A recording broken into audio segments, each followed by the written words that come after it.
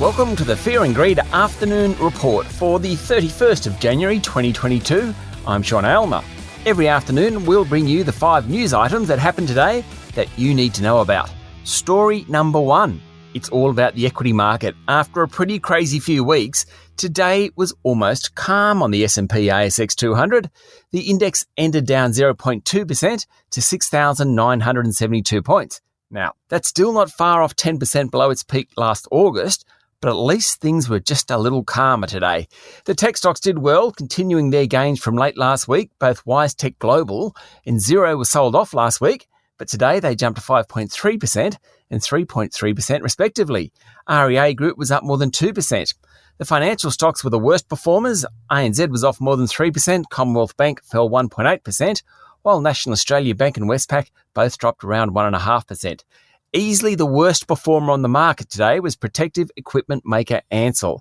Its share price ended down more than 13% after it said demand for its products had fallen and it was experiencing supply chain problems.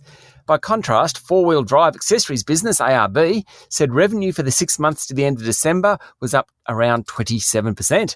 Not COVID, nor supply chain delays in the automobile industry had dampened the group's earnings. Its share price ended up more than 8% today.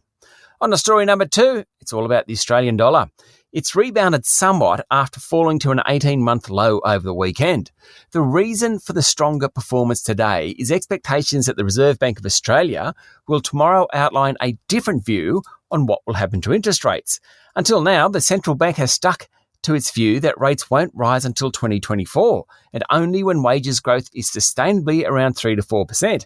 But given the strength in the labour market and the relatively high inflation figures outlined last week, the pressure is on the Reserve Bank to change tack.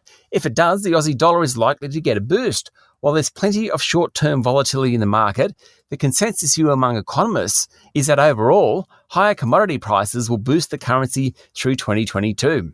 On to story number 3. The federal government is considering rolling out 4th doses of vaccines for older Australians.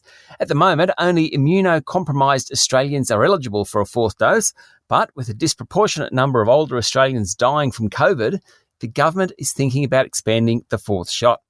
There were 13,000 cases and 27 deaths recorded in New South Wales today.